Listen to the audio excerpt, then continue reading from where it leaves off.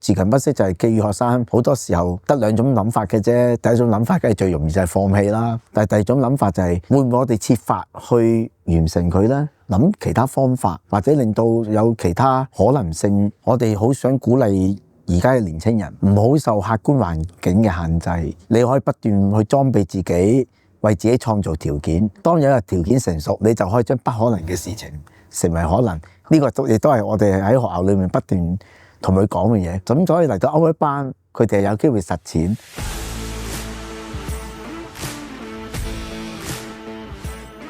Hello, welcome back！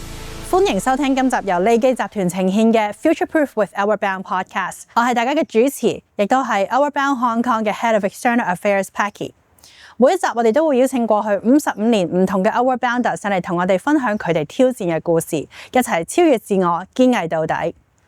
長跑對於好多人嚟講係一個耗時、單一，甚至係都幾辛苦嘅一個運動。但係今集嘅嘉賓佢熱愛長跑，除咗用長跑去鍛鍊體能、磨練意志之外，佢更加將長跑融入教育理念，以身作則，希望每一個學生都可以領悟自強不息真正嘅意義。今日好開心，我哋請到長沙灣天主教英文中學潘聖佳校長嚟做我哋嘅嘉賓。Hello 潘校長，好開心今日你嚟到我哋 Outward Bound 嘅呢一個基地度啊！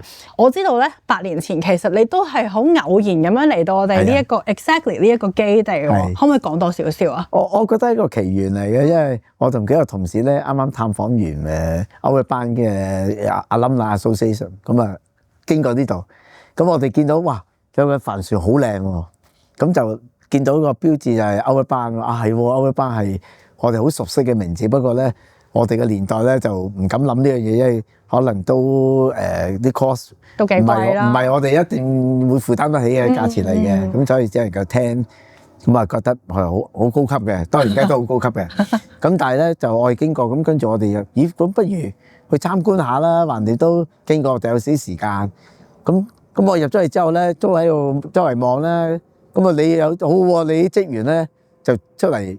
即係問下我哋係咩人啦，咁我哋自我介紹啦，咁佢跟住咧，佢哋好好又帶我哋喺成個基地裏邊參觀啦，同埋介紹 Outward Bound俾我哋識啦。咁我哋又認識到原來咧，Outward Bound School 咧嗰個創立嘅年份咧，都係1970年，同你哋一樣，一模一樣，校訓都係一模一樣，係自強不息。咁我覺得就好，即係好特別咯。咁跟住就大家喺太陽下就傾咗幾個鐘頭啦，係啦，好似今日咁。係啊，類似嘅。今日好啲，今日有樹蔭。係啊。咁跟住咧就傾到尾嘅時候咧，佢就咦，我哋好似最近有個 course 咧係想揾一啲學校去合作嘅，咁係全級嘅學生可能100幾人都有機會。咁我哋就話自薦啦，就係希望會唔會有機會俾我哋啊？咁當然我哋都會介紹我哋學校啦，我哋嘅係一間乜嘢嘅學校咁樣。咁所以咧就8年前一個偶遇咧，就成就咗我哋呢8年嘅關係啦。8年每一年你哋都派全級嘅學生嚟到我哋學校嗰度上堂。冇錯，8年啦，8年都係一個好長嘅時間啦。當中我哋經歷咗疫情啦，咁疫情嗰陣時你哋都繼續嚟到。其實我哋繼續係同 Outward Bound諗辦法。我覺得呢個亦都係因為點解我哋咁願意同 Outward Bound合作，就係因為大家都係會諗自強不息，即係未到最後我哋做咩要放棄咧？我哋都會嘗試去個理念就係話，我哋要推介俾學生就係喺任何情況之下，我哋都會想辦法令到嗰件事可以成就，就唔係諗下點樣去退縮啊嘛。咁正因為咁，我哋覺得真係有意思嘅成件事情。係啊，都的確係啊！你咁樣講，即係除咗我哋帶學生去到野外做即係學習嘅過程當中，我哋好希望將呢樣嘢俾到佢哋之外咧，其實我哋自己喺營運上咧都係好實踐到呢件事，同你哋都一樣。係啊，因為你有一樣嘢都好吸引我哋嘅，就係因為你啲導師有陣時都會解釋俾我哋聽好多嘢，尤其是喺疫症裏邊啲活動要點啊，又點樣？當然我哋唔會犯規啦，唔會犯法啦。但係同一時間咧，個風險係要可控的。冇錯，呢個係最重要。咁呢個係好緊要嘅，係啦。咁呢8年嚟咧，你每一年都會有一級學生咁樣嚟嘅。咁點解係中4學生咧？中1至中3我哋叫初中啊嘛。咁啊中4開始叫高中啦。咁開始高中其實佢哋要學好多領袖才能嘅嘢啦。咁我哋希望可以訓練到學生嚟呢度訓練咗佢，而係等佢可以翻去學校嘅時候咧，就係做一啲帶領嘅工作啊，去做一啲領袖嘅角色啊，又或者等啲學生會揾到自己嘅一啲嘅目標啊、方向啊，或者包括一啲生涯規劃嘅諗法啊，咁所以我哋希望中四俾呢個諗法佢咯。每一年啦，我知道咧，你每一年學生嚟上完堂咧，你都一定咧會嚟到佢哋嘅 closing ceremony， 就係佢哋去分享佢哋嘅學習成果啦。咁呢8年嚟咧，睇咗8場以上啦，咁有冇一啲係特別深刻嘅故事啊？有嘅，因為有一啲學生咧係未出發之前咧，佢覺得係一件苦差嚟嘅，係啊，咁甚至係即係諗好多藉口咧。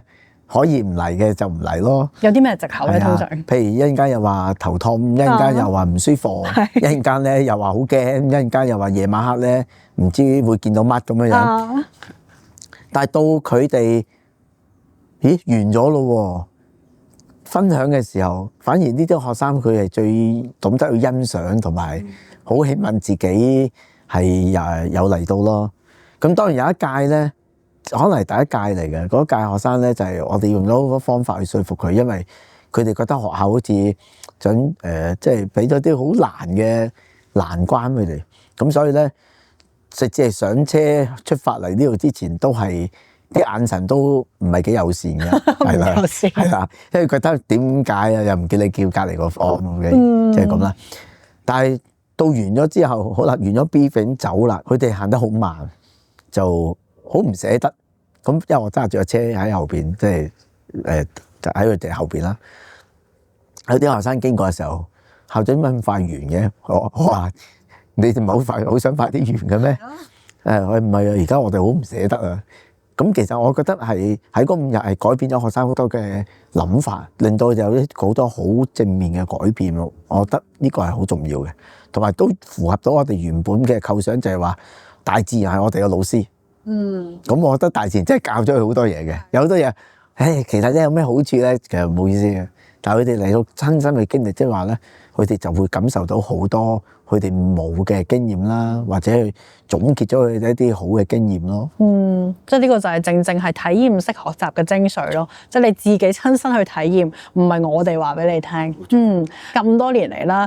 學生嚟上完堂應該係有啲唔同嘅轉變啦，又好唔捨得個課程完啦。通常佢哋最唔捨得係啲咩？佢有冇同你分享？都有嘅。我諗佢最唔捨得咧，就係同同學一齊喺山頂睇日出啦。佢哋最唔捨得咧，就係同啲同學喺嗰個荒島或者其實有一個海灘啫，都未至於荒島嘅。我相信喺個沙灘一齊過夜，一齊自己煮飯啦，煮得唔好食都要食啦。咁但係就係但係個價值係大家一齊做啊嘛，同埋一齊去享受大家嘅成果啦。又或者佢哋最唔捨得就係跳海啦，都係佢哋其中跳碼頭啦，都係對佢哋最唔捨得嘅啦。又或者為呢一代學生嚟講，一齊去爬獨木舟，去爬過一個海島，類似嘅嘢，都係一個好難忘嘅經歷嚟嘅。即係第一下就可能覺得好難咯，但係當你跨越咗佢之後，其實佢哋會揾到真正嘅喜悅係啲乜嘢嘢咯。同埋可能會想再做。有冇學生同你講話我想再去啊？有冇機會？有好多都咁講，咁我通常都會邀請佢嗱，你只要留班咧就可以嚟多次啦，係啦，因為我哋就係俾中四嘅同學仔啊嘛，係咯。校長你好搞笑，頭先你都有講過啦，你哋學校嘅校訓咧就係自強不息，咁同我哋咧都一樣啊！我哋即係好希望大家同學仔可以做到堅毅到底嘅一啲精神啦。咁你覺得我哋即係學生嚟完上堂啦，有冇幫助到你去推動呢一個校訓，實踐到呢一個校訓？有啊，因為我哋演繹我哋嘅自強不息同你哋係，我唔敢話一樣嘅，因為大家有啲理念有唔同 level 嘛，係咪？咁但係基本上咧，我哋嘅理念係好一致嘅咧，就係我哋好想鼓勵而家嘅年青人唔好受客觀環境嘅限制。其實咧，你可以不斷去裝備自己，為自己創造條件。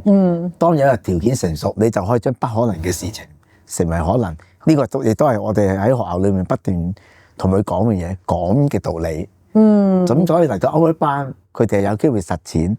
有啲嘢佢覺得不可能係嘛，即係跳落個碼頭，或者不可能係嘛？我孭住咁重行上山，我不如行街好過啦。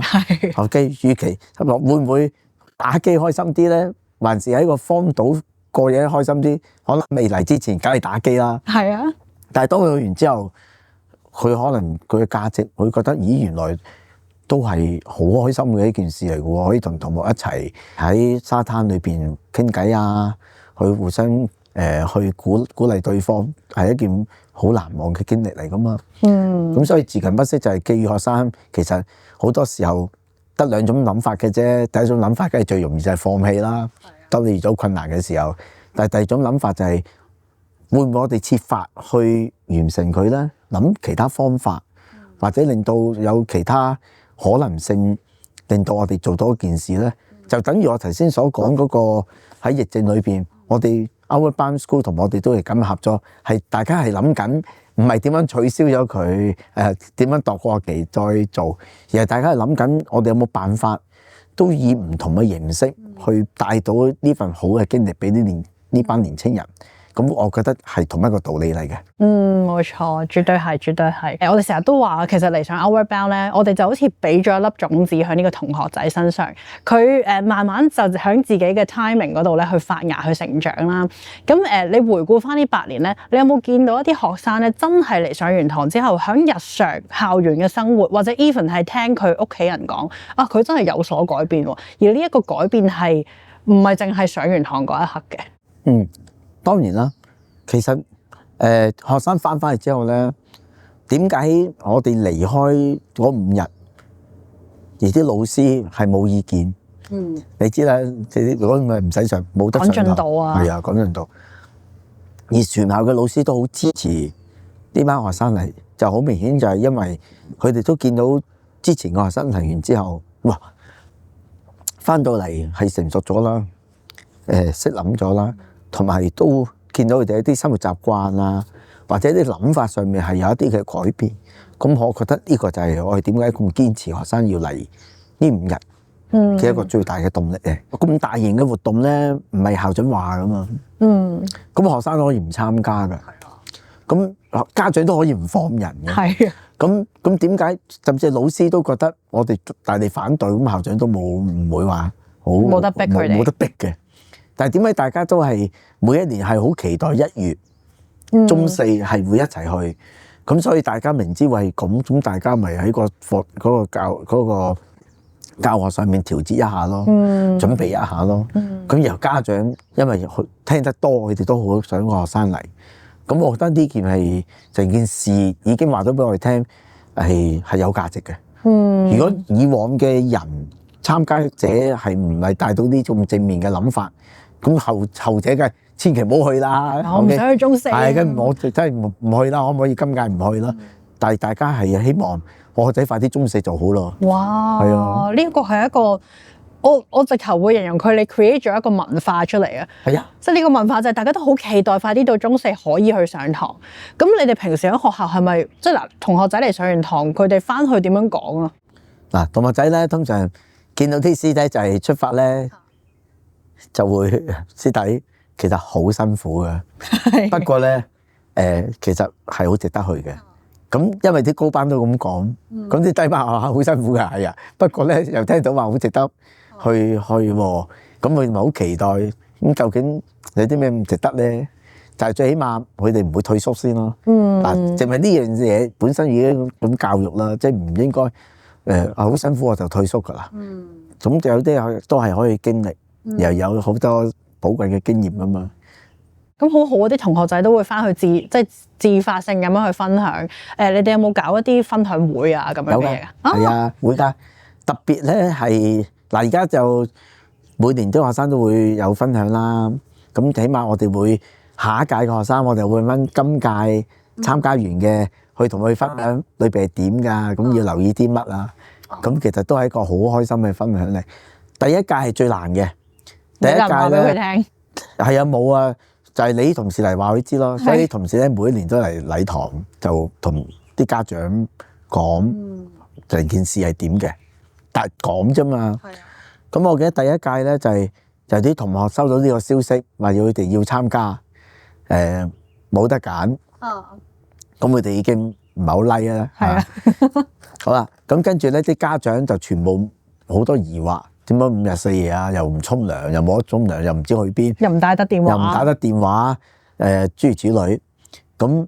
咁跟住好多謝你啲同事走嚟禮堂，逐個問題去答佢哋，叫佢答晒啦，冇問題啦。OK，都答咗好耐。咁咪再出發啦。出發嘅時候，其實大家都係好疑惑，好疑慮嚇。咁直至咧完咗之後，呢班同學佢知道係一件咩事啦。咁又由佢哋去話翻俾下一屆聽。咁第二屆就好容易啦，冇乜問題啦，冇問題，冇問題，係啦，咁幾好喎。冇問題。呢個傳統就係一屆傳一屆，佢哋嚟上完堂，又話翻俾啲師弟聽，究竟佢哋嘅經歷係點？你哋唔使太擔心，係會辛苦噶，但係好玩、開心、值得嘅。咁所以成件事情本身就係一個自強不息嘅故事咯。就係將首先為自己創造條件，到條件成熟，我哋就可以將不可能嘅事情成為可能。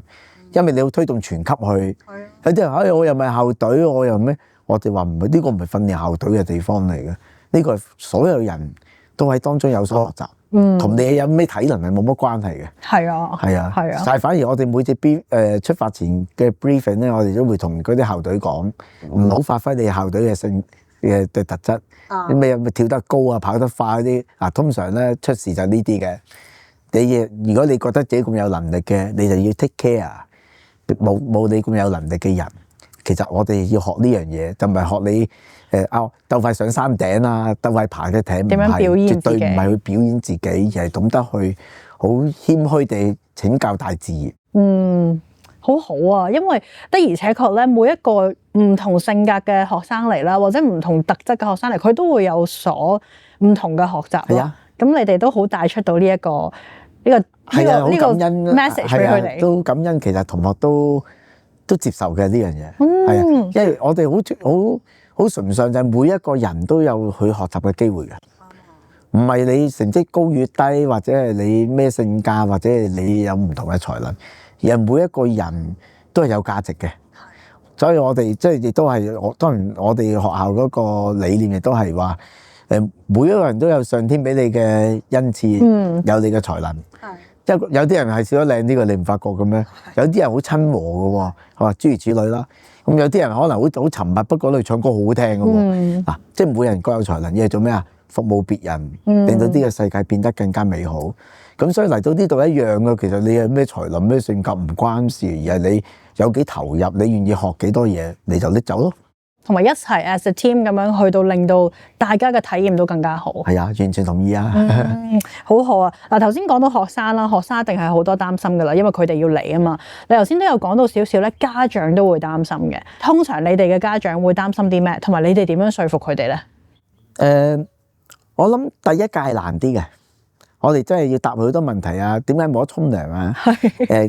究竟去咗邊度啊？我喺邊度可以揾翻佢啊？又或者咧係佢唔識游水嘅喎，呢個好多人問嘅，呢個好多人問。或者去食咩㗎？有冇嘢食㗎？夠唔夠食㗎？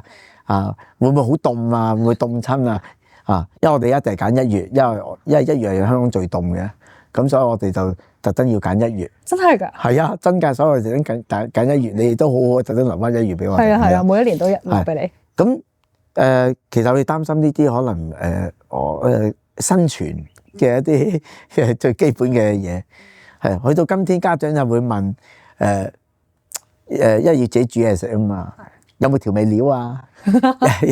有冇薑啊？有冇蒜頭啊？有冇糖啊？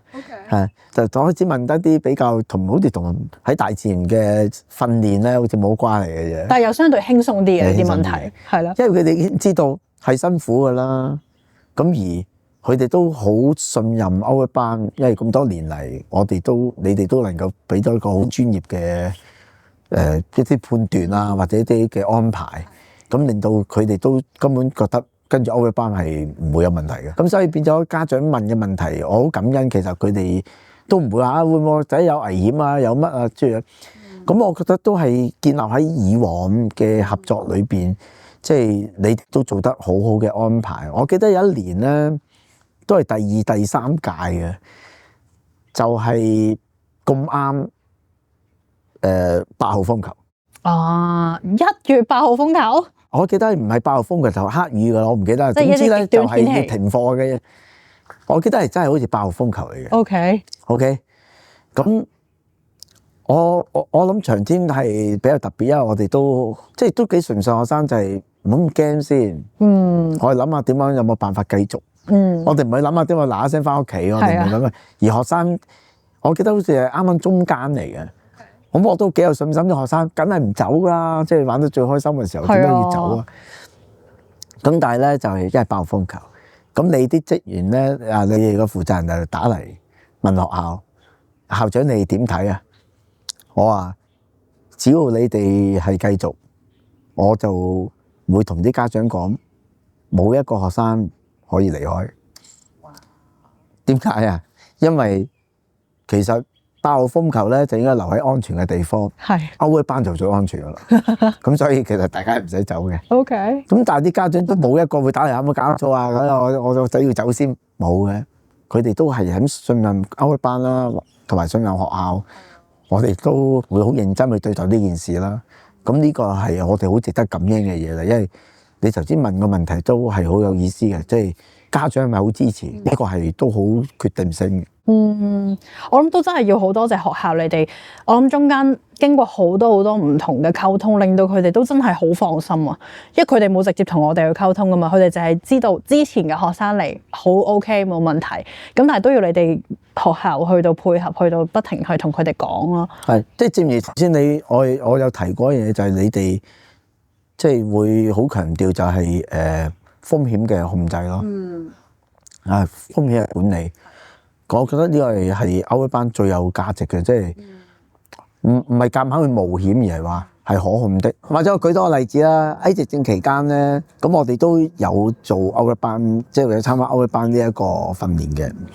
咁但係當然咧，當時你哋嘅導師咧係非常之專業，即係佢真係走嚟禮堂 brief 咁，同埋如果 COVID 係點啊，如果有人中 COVID 係點啊。咁佢哋有一樣嘢真係講得好好，同埋係好真實嘅，因為你成日開口埋口都係要可控的風險啊嘛。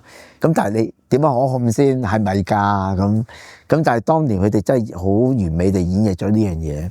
咁佢哋講得好清楚，如果個組裏邊只有一個同學係有 COVID，就全組即時解散。咁學校嘅態度亦都係冇討論空間。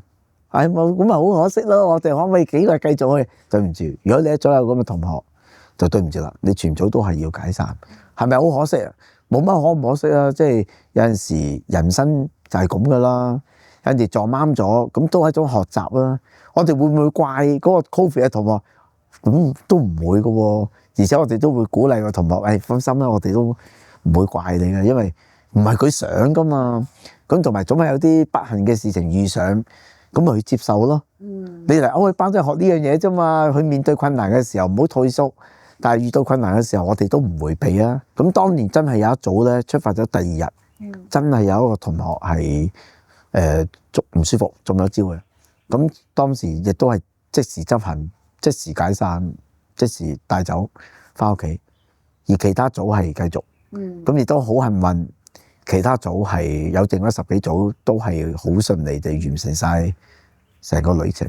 而我哋最感恩嘅就係頭先講嗰啲係校長話希望嘅啫，但係啲同學亦都真係做得到，就係做雖然大家都好似即係覺得可惜啦，甚至家長都覺得可惜啦，但係佢哋都明嗰件事就係唔緊要啦。其實都唔關個同學事嘅，大家都好接受。咁我覺得呢個先係最感恩嘅事情咯。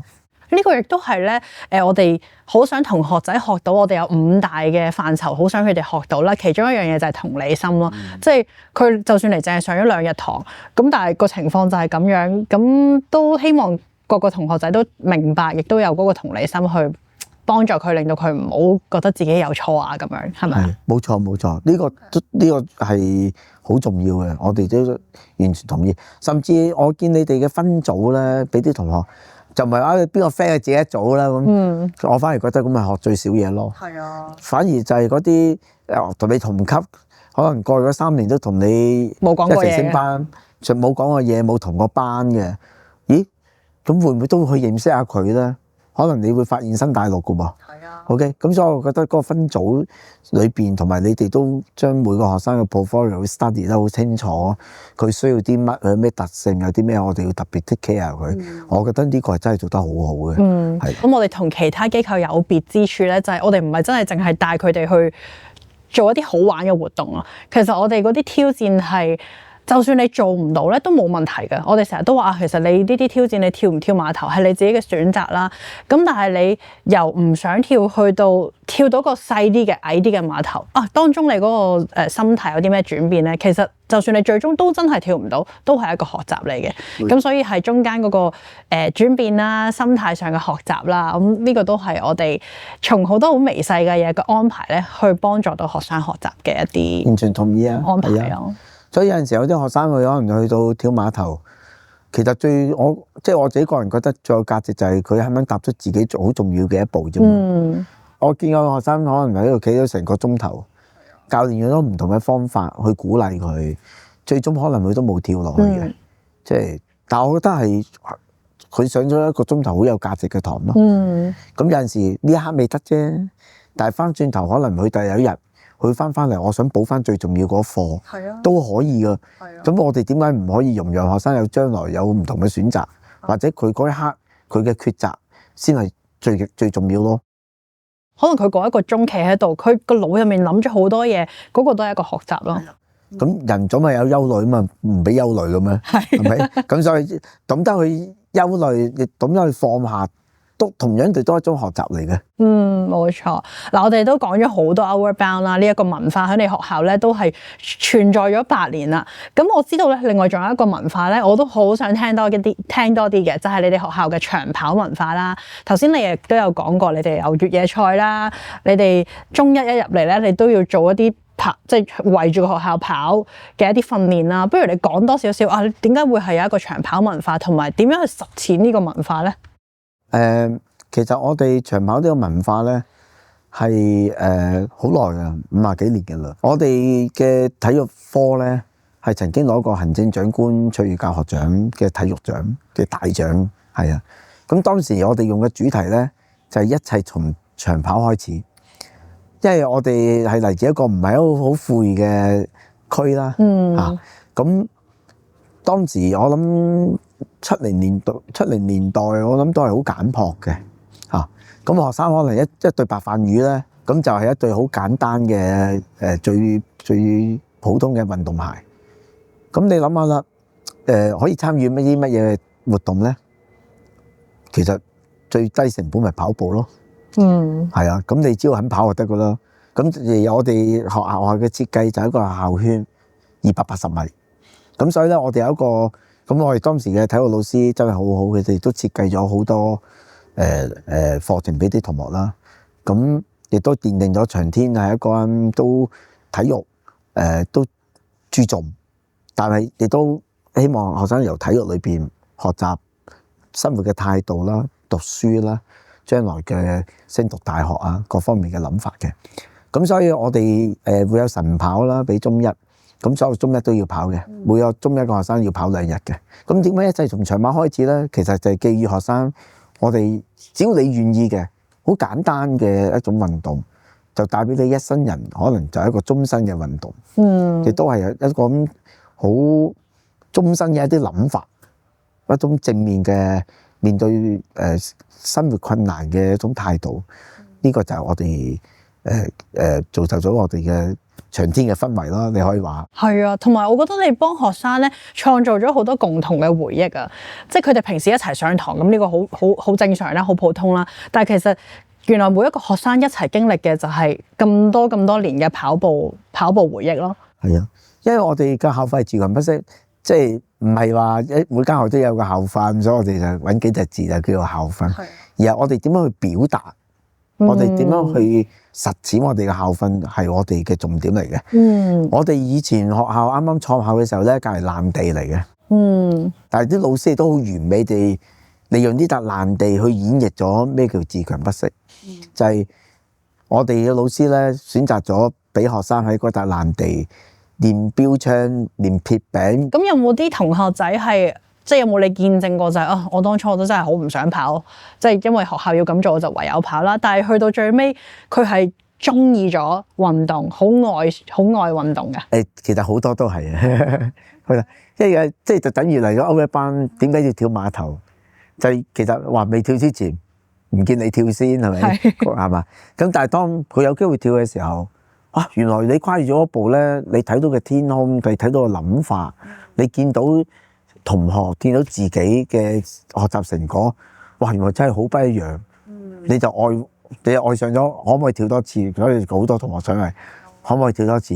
咁我哋嘅答案梗係可以啦。如果你留班俾我，咁又嗱，我諗好正常。我而家幻想到啦，如果我係個學生，我要花咁多時間跑步，我又點樣去平衡我學習同埋運動嘅投入咧？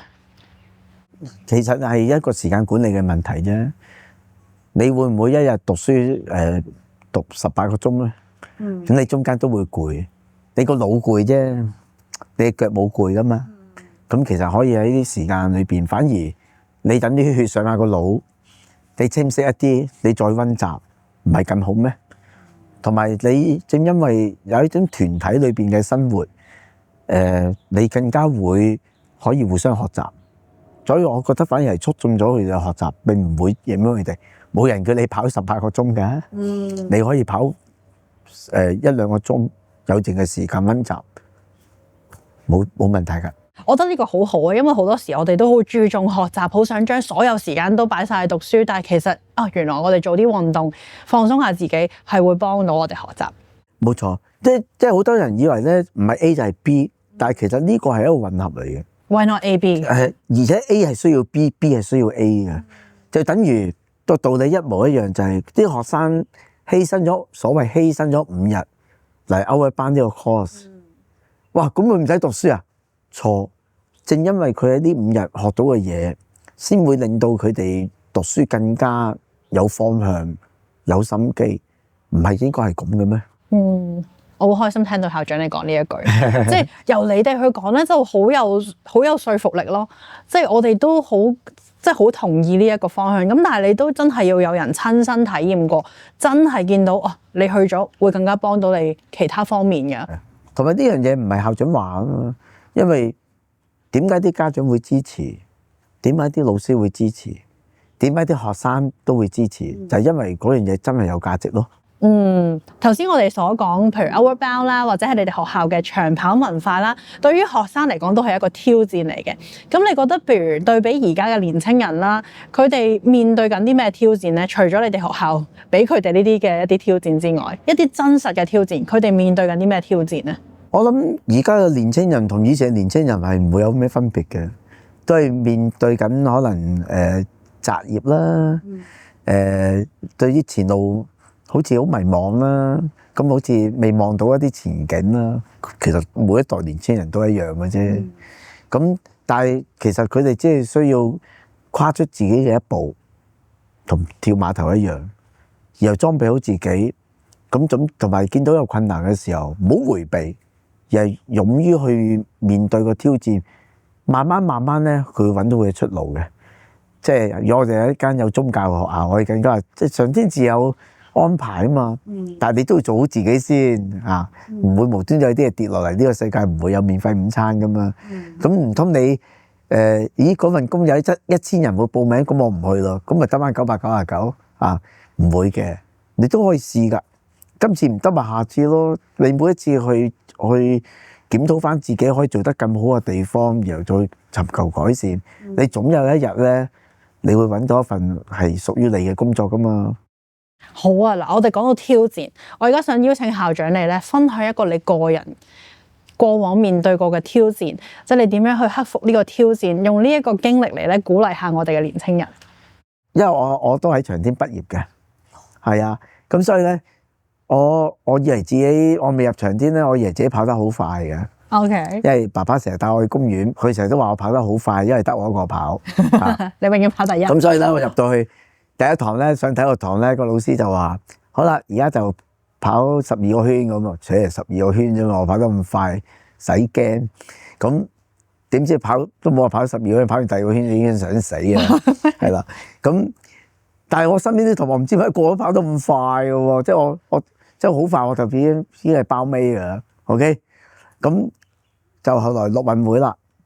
咁我就咦唔係啦，今次醒目啦，根本跑咁長，跑100米。OK， 應該都好快跑完嘅。但係你好難想像咧，跑100米你都可以輸50米嘅。咁犀利。咁到第二年咧就醒目啦，咦會唔會長啲咧？會好啲咧？咁啊跑200米。點知發覺咧200米咧，原來咧你跑完100米咧，啲人已經衝晒過終點啦，咁就自己數咗去，咁啊消失咗。嗰次係我唯一一次放棄。咁後來自己覺得我下一年都要繼續努力嘅。我覺得上一次真係就係太有丟臉啦。OK， 咁樣中途走咗去，咁就越跑越長。咁於是咧跑下跑又有越野賽，咁咦越野賽好似又好啲喎。咁就起碼輸咗冇人知啊嘛。OK， 咁但係咧我又好羨慕咧啲同學攞獎喎，即係睇住，因為當時學校嘅安排都好好嘅，頭20名都有獎嘅。哇，都幾好喎！每一個 grade 都算唔錯啦，即係你全級100幾人有20個喎。咁我都望住，如果我有日我可以再攞獎就好耐。其實第20名我都 OK 㗎啦。係咯。咁終於有一年咧都跑得唔錯嘅，嗰年勁啦，跑21。跟住頒獎嘅時候就望住啲人。點解我明明前面嗰個人唔係爭好多，我點解唔追埋佢咧？咁慢慢，每一年都要求自己多少少，最後結果咧，有一年我終於跑到20名以內，咁好開心啦。咁跟住就越跑越前啦。咁我跑到中7嘅時候咧，我每一年都好羨慕啲人可以做校隊嘅。咁做我跑到中7嘅時候，我終於可以做後備啦，校隊。後備啫，都好，但係冇錯，但係為呢位年青人嚟講，其實係好有價值，因為其實後備都已經好好咯，因為又唔係一個天分，但係最有價值就係因為你冇放棄到。咁其實我諗人生都係咁啦。咁於是乎咧，25圈一樣啦。我哋學校有一個25圈嘅傳統嘅，未跑完25圈係唔可以畢業嘅。所有人都要跑嘅。咁但係我哋開校以嚟咧，所有人都畢到業嘅。但係啲25圈為所有嘅畢業生，包括我在內，都係非常有價值。25個圈，頭嗰5個圈，你覺得自己好勁，哇，好有力。跑到接近10個圈就覺得，咦，好似有啲唔係好妥。但係咁喎，咦？如果我跑到第12個圈，咁我咪差唔多一半咯。係啊。咁跑完第13個圈之後，你就覺得哇，我跑過超過一半咯喎。咁然後跟住你再捱多一陣間，你就會諗係放棄都唔係而家放棄啦，應該晨早就放棄啦。咁所以咧，跑到第20個圈，你會覺得咦，倒數咯喎。咁有剩嗰5個圈，你點會放棄咧？咁你就會捱過咗嗰25圈，你就會攞到自己嘅成就。而呢一個經歷擺翻落去我哋做嘢，我哋嘅人生，有陣時我哋會望到好似望唔到啲前景。不過你可唔可以當係第10個圈咧？你可唔可以當係第14個圈咧？咦？如果捱多一陣間，可能第20個圈，咁其實都係驅使咗我哋都敢於去面對一啲困難，然後可以最後見到一個好嘅前路啦。多謝你嘅分享啊！嗱，咁我哋咧今日嘅傾偈環節咧都差唔多啦。咁我哋咧去到每一個 podcast 最後一個環節咧，就係有一個叫做快問快答嘅。咁我就會問你啲問題啦，你唔好諗，即刻答。OK， 你準備好未？未準備好都要繼續。冇錯，係啦。咁我哋開始啦。好嗱，今年2026年1月份啦，一個新嘅一年，你有啲咩技能係好想今年可以挑戰得到嘅咧？我希望可以參加歐一班。好啊，因為其實我見到啲同學咁辛苦咧，我就唔係好想參加。不過咧就如果你話突然間一約個 course 啊可以去啊，我就會去啊。好，因為你呢句説話我哋，但係你都唔使驚，因為而家已經2月啦，其實已經過咗。好，我哋希望有朝一日我哋可以搞一個校長團、校長嘅 Outward Bound course，咁到時邀請你。好啊，多謝先。好嗱，第二條問題就係你做過最堅毅嘅事係咩咧？我做過最堅毅嘅事情咧，就係一個人橫過撒哈拉沙漠。係啦。點樣發生得到啊？一個人？係可以發生到嘅，因為呢個係我啱啱畢業嘅時候，當個個喺度揾工，我就諗唔係喎，一做啊幾廿年喎，唔係喎，係咪應該都有啲歷練？咁當年就膽粗粗，個個揾工，我就諗下點樣做暑期工。我諗做咗50日啦，唔放假。連續50日？係啊，唔放假。咁所以做50日，連續翻50日就夠錢去旅行。可以去旅行，當然我哋唔會坐飛機啦，啊，因為冇錢啊嘛。咁所以咧就會由香港就搭船去上海。嗰陣時有一架船係搭去上海4日3夜㗎。哦，係啊，咁都好快嘅。都好快嘅，你有時間啊嘛4日3夜。係啊係啊，即係當時年青啊嘛，係啊我有啲時間係係啦，咁就去上海咯，跟住就坐火車去北京。然後北京係可以坐火車去西伯利亞鐵路，就去莫斯科，都係一個人。咁跟住咧就係兜嚟兜去，兜去邊度咧？總之可能東歐啦，諸如此類啦。咁然後跟住咧就冇乜錢啦，咁就落咗希臘，就搭船去以色列，就揾咗一份工，即係最卑微嘅工啦，當然嚇。咁就喺嗰度做咗半年，咁跟住就去非洲。就由阿爾及利亞入去，就向南走，就穿過撒哈拉沙漠。咁當時就係唔識死啦嘛，資訊又唔多，沿途問人你哋去邊啊？哇！依差唔多路啊，可唔可以一齊啊？咁就係咁一就咁啊，即係咁就去咗撒哈拉沙漠啦。好有型啊你！係啊，好有型，但係其實係有啲戇居嘅。唔會啊，你成個經歷講出嚟，我都聽到呆咗。係啊。因為即係嗰個年代係興一啲而家叫自由行啦，嗰陣時叫做背包旅行，背包客嗰類咁嘅嘢咯。哇，係啊，好犀利啊！有機會聽你講多啲。係啊，我就係諗緊點解去撒哈拉沙漠響中國咧？原來你經過咁多程嘅。係啊，咁跟住早就轉咪去咯。但係其實咧，個撒哈拉沙漠係一個好有價值嘅事情，因為最大嘅挑戰係克服孤獨。係，因為你諗下啦，又唔係好多人識講廣東話啦，英文都未必得噶啦，係咯，法文就識嗰幾個字咯，OK，同埋手指指咁啦，咁同埋沿途嘅人係非常之 helpful，好 friendly，即係有啲地方咧，你排幾日都唔會買到巴士飛嘅，但係有啲人咧見到你排咗幾日，佢認得你咧。佢就會揞你前啲，等你嗰日幫下你啦，等你買到咯，咁樣樣咯。咁又跟住你排隊買汽水，排到你嘅時候咧，人哋會俾支汽水你，跟住你想俾錢啊，唔緊要啦，唔使啦，前面有人幫你俾咗啦。咁係一件好開心嘅事。甚至去到某啲細嘅村咧，大家話你係中國人啊，跟住成條村出嚟歡迎你。咁當然成條村都係講緊幾廿人嘅啫，都好犀利。係啊，咁其實你會見到咩係人情味啦。你會見到每一日都係一個挑戰啦，尤其是每一日當太陽下山嘅時候，嗰種孤獨感啦，你點去克服佢啦？點去面對佢啦？咁於是乎面對嘅方法咪自己諗咯，冇人會教你噶嘛。咁你咪去揾下識嘅，即係唔同嘅人去揾佢傾下偈咯。係咁或者帶啲書去睇咯。咁所以當然。即係當年呢個係人生裏面學得最多嘢嘅時候嚟嘅。係咯，係啊，同埋都係咪成年嘅呢個旅程？都係啊，都超過1年嘅。哇，好犀利啊！咁跟住之後你翻嚟就投入教育界啦。其實我翻嚟唔知做乜㗎，不過當時啱啱教育界請人咁就咁咪入咗教育界咯，就咁多年啦。係咁多年啦。哇，好正啊！呢個故事，同埋你自己創造咗一個唔係 exactly outward bound 嘅，但係都係一個好堅毅嘅旅程咯。你自己當中就係逐樣體驗，自己去學咗好多嘢。係啊，呢個都真係嘅，雖然有啲冒險喎，就天主保佑，咁咪真係叫做翻咗嚟啦。係啊，咁多年之後又可以同我哋分享啊，非常好。好啦，下一個問題，一句影響你最深嘅説話。I don't know, but no problem。係邊個講嘅？就係喺我環過撒哈拉沙漠遇到有個人開口埋都 I don't know, no problem。因為呢個係一個好鼓舞嘅説話，前路係點 ？Who knows？不過總係會冇問題嘅，只要你相信，你就可以過到明天嘅啦。我中意啊。係啊。OK，I don't know but no problem。OK， 好，最後一個問題，一個字一個形容詞啦，去形容 Outward Bound。自強不息。